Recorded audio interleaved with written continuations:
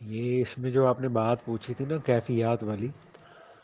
تو کیفیات کا مطلب یہ ہوتا ہے کہ مطلب جب انسان ذکر وغیرہ یا مراقبے وغیرہ کرتا ہے نا، تو بعض اوقات ایسا ہو جاتا ہے کہ کبھی ہوتا ہے کہ انسان کو بڑا رونا آتا ہے، بڑی انسان پہ کیفیت طاری ہوتی ہے اور بڑا اللہ تعالیٰ کی طرف دھیان ہوتا ہے، اور نماز پڑھنے کو دل کرتا ہے، ذکر کرنے کو دل کرتا ہے، ٹھیک ہے نا، نیک اعمال کرنے کو دل کرتا ہے. تو یہ چیز ہوتی ہے کیفیت. تو کیفیات جو ہے نا وہ کبھی ہوتی ہے کبھی نہیں ہوتی. تو اس لیے جو ہے نا ہمارے تصوف کے اندر بھی جو ہے نا بہت زیادہ نا مطلب اس چیز کا تذکرہ کیا جاتا ہے کہ انسان کیفیات کو مقصود نہ بنا لے. کیونکہ سالک نا اس میں یہ سمجھ لیتا ہے کہ جب اس کی کیفیت بہت اچھی ہوتی ہے نا، مطلب بڑا اس کو رونا آ رہا، بڑا اس کو مزہ آ رہا، اور نماز میں مزہ آ رہا، ذکر میں مزہ آ رہا، بڑی اس کو حلاوت ہے، بڑی لذت ہے، تو انسان یہ سمجھنے لگ جاتا ہے کہ میں روحانی لحاظ سے نہ ترقی کر رہا ہوں. اور جب اس کی یہ کیفیت ختم ہو جاتی ہے،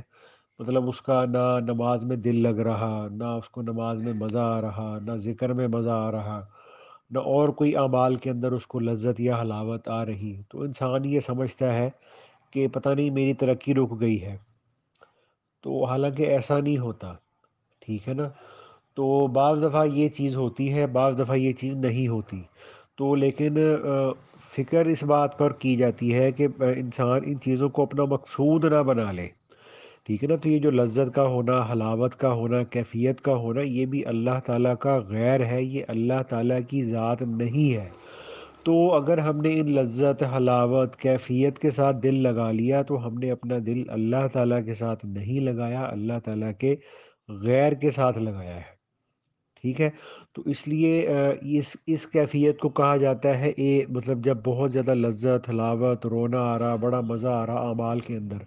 اس کیفیت کو کہا جاتا ہے بسط. تو جیسے اللہ تعالیٰ کا نام ہے نا الباسط، تو جب یہ کیفیت ہوتی ہے نا لذت، حلاوت، مزے والی، تو اس وقت میں نا اللہ تعالیٰ کی طرف سے جو اللہ تعالیٰ کی جو تجلی ہے نا، صفتی نام ہے نا، صفاتی نام ہے الباسط کا، اس کی تجلی انسان کی روح پر پڑ رہی ہوتی ہے، تو جس کی وجہ سے یہ کیفیت ہو جاتی ہے. اور بعض دفعہ ایسا ہوتا ہے کہ اللہ تعالیٰ کی وہ تجلی رک جاتی ہے، اور اللہ تعالیٰ کا ایک نام ہے القابض. تو القابض جو صفاتی نام ہے نا، اس کی تجلی جب انسان کے اوپر آنی شروع ہو جاتی ہے، تو انسان کی کیفیت ایک عجیب گھٹی گھٹی سی، اداس اداس سی، نماز میں دل نہیں لگتا، اپنے آپ کو نماز کے لیے بھی جو ہے نا وہ مطلب دھکے سے اٹھا کے لے کے جانا پڑتا ہے، ذکر کو، معمولات کو دل نہیں کرتا، پھر بھی انسان کو جو ہے نا وہ دھکے سے اپنے آپ کو نا مطلب مجبور کر کے اپنے اعمال پورے کرنے پڑتے ہیں. تو اس وقت میں اللہ تعالیٰ کی جو ہے نا وہ صفت قابض انسان کی طرف متوجہ ہوتی ہے. تو جس طرح سے روٹی کو دونوں طرف سے سیک لگے تو وہ پکتی ہے، اگر روٹی کو ایک طرف سے ہی سیک لگتا رہے تو روٹی کچی رہ جاتی ہے، جل جاتی ہے. تو اسی طرح سے جو ہے جو سالک ہوتا ہے نا، تو اس کو بھی اللہ تعالیٰ اس روحانی سفر میں نا دونوں حالات میں سے گزارتے ہیں.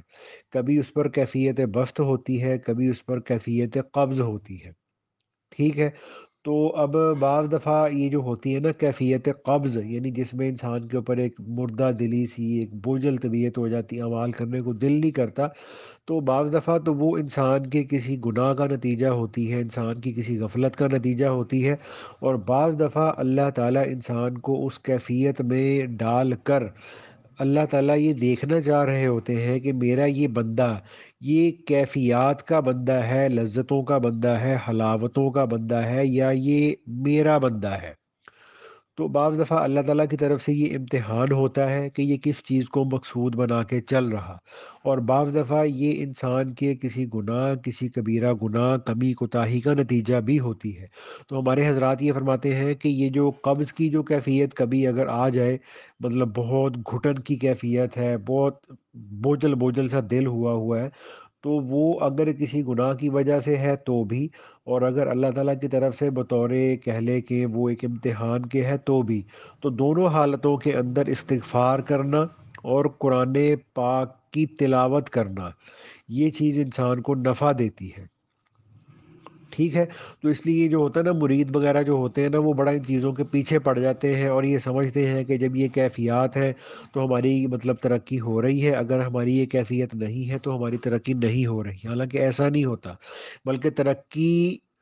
کس چیز کے اندر ہے؟ ترقی اس چیز کے اندر ہے کہ جتنے بھی نیک اعمال ہیں وہ ہو رہے ہوں، اور جتنے بھی کبیرہ گناہ ہیں ان سے بچنا ہو رہا ہو، اور اللہ کے نبی صلی اللہ علیہ وآلہ وسلم کی سنت کی پیروی ہو رہی ہو،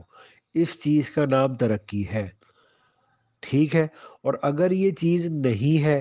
اور جناب انسان سے گناہ بھی ہو رہا ہے، اور ذکر پر نیک اعمال پر استقامت بھی نہیں ہے، اور انسان سنت کی پیروی میں، سنت کے اہتمام میں ترقی بھی نہیں کر رہا، تو یہ چیزیں نہیں ہیں، اس کے باوجود انسان کی جناب بڑی کیفیت ہے، بڑا مزہ آ رہا، بڑی لذت ہے، بڑی حلاوت ہے، اور جناب خواب کے اندر کبھی کسی بزرگ کو دیکھ رہے ہیں، خواب کے اندر کبھی کسی فرشتے سے مصافحہ کر رہے ہیں، جناب خواب کے اندر کبھی کسی بزرگ سے ملاقات ہو رہی ہے، تو لیکن اگر انسان کبیرہ گناہوں میں مبتلا ہے، سنت میں ترقی نہیں کر رہا، تو یہ سراسر شیطانی دھوکہ ہے۔ ٹھیک ہے، اور اگر یہ چیزیں ان میں سے کچھ بھی نہیں ہے، اچھے خواب نہیں آتے، اچھی کیفیات نہیں ہے، لذت حلاوت نہیں ہے، رونا نہیں آتا، لیکن یہ تین چیزوں کا اہتمام ہے، یعنی اعمال کا اہتمام ہے، گناہوں سے بچنے کا اہتمام ہے، اور سنت کی پیروی کا اہتمام ہے، تو پھر کوئی بھی کیفیت نہ ہو، کوئی بھی لذت نہ ہو، کوئی بھی اچھے اچھے خواب نہ آئے، کوئی بھی کشف نہ ہو، کوئی بھی کرامات نہ ہو، تو پھر کوئی بھی فکر کی بات نہ نہیں ہوتی۔ تو باقی یہ رہا جو آپ نے کہا تھا کہ نماز کے اندر جو کیفیات وغیرہ ہوتی ہیں، نماز کا جو خشوع ہوتا ہے نا، تو نماز کا جو خشوع ہے اس کا جو سب سے انیشیل سٹیج ہوتی ہے نا، وہ یہ ہوتی ہے کہ انسان نماز کے اندر اپنے ارادے سے اور اپنے اختیار سے نا کسی بھی خیال کو لانے سے بچے۔ ایک ہوتا ہے خیال کا آنا، اور ایک ہوتا ہے خیال کا لانا۔ تو ذکر ہے، قرآن پڑھنا ہے، یا نماز پڑھنا ہے، یا اور جتنے بھی اعمال ہیں نا، ان کے اندر جو چیز آگے بڑھنے میں رکاوٹ ہے، اس عمل کے خشوع میں رکاوٹ ہے، وہ والا خیال ہوتا ہے کہ اگر ایک خیال آیا کسی بھی نیک عمل کے دوران، تو اب جناب ایک خیال آ گیا، تو اب ہم نے جناب اس خیال کو آنے پر اب اس کو آگے نہ پال پوس کے بڑا کرنا شروع کر دیا، اب اس کو سوچنا شروع کر دیا۔ اب اس خیال نے مثال کے طور پر مجھے جو ہے نا وہ لاہور سے چلا کے وہ اسلام آباد لے گیا، اسلام آباد سے وہ مجھے پیر سوابے لے گیا، پھر وہ مجھے جناب مری کی مال روڈ پہ لے گیا، پھر مجھے کاغان نران لے گیا، تو میں نے بھی اب اس خیال اور اس سوچ کے نا پیچھے پیچھے چلنا شروع کر دیا۔ تو یہ جو مجھے کوئی خیال آیا، تو میں نے اس خیال کے آنے پر نماز کے اندر اس خیال کو آگے بڑھانا شروع کر دیا، اس کو سوچنا شروع کر دیا، تو یہ چیز خشوع اور خضوع کے منافی ہے۔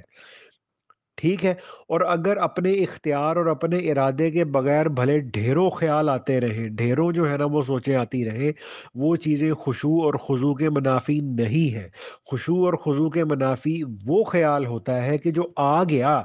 مطلب اس کے آنے میں میرا دخل نہیں تھا، لیکن اب اس کو میں نے آگے نہ سوچنا شروع کر دیا۔ ٹھیک ہے، تو اس طرح سے نا وہ چیز خشوع کے منافی ہو جاتی ہے۔ تو یہ کچھ اس کا نا مطلب ہوتا ہے کہ یہ کیفیت کیا ہوتی ہے، اس میں ترقی کا کیا مطلب ہوتا ہے، اور پھر یہ ہوتا ہے کہ یہ جو کیفیات ہوتی ہے نا، ہمارے حضرات یہ فرماتے ہیں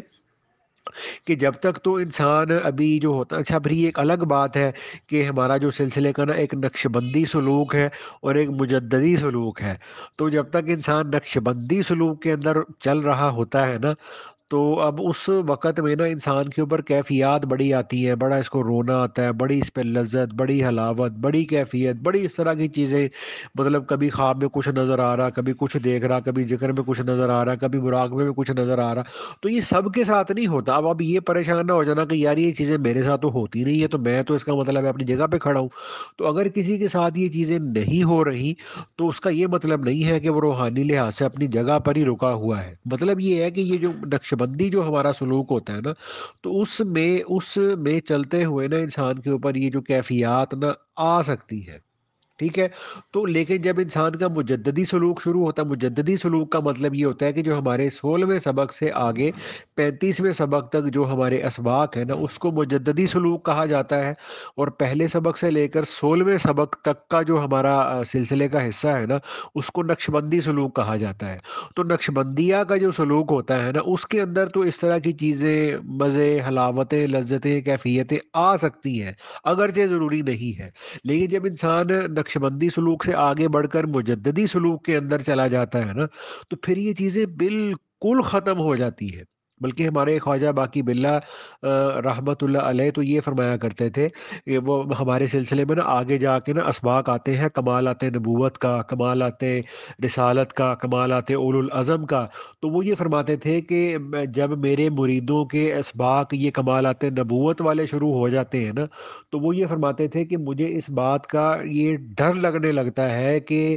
کہیں یہ مرید اب یہ سلسلہ چھوڑ کے ہی نہ بھاگ جائے، کہ یعنی ان مقامات پر جا کر نا بالکل یہ اس طرح کی جو کیفیات ہوتی ہیں نا وہ ختم ہو جاتی ہیں، کہ انسان یہ بالکل اپنے اندر میں نا اس کو کوئی لذت، کوئی کیفیت، حلاوت، بالکل کوئی چیز بھی اس کو محسوس نہیں ہوتی۔ تو اتنا یعنی انسان کے اندر نا یہ چیز غالب آ جاتی ہے۔ تو خیر یہ چیزیں غور کرنے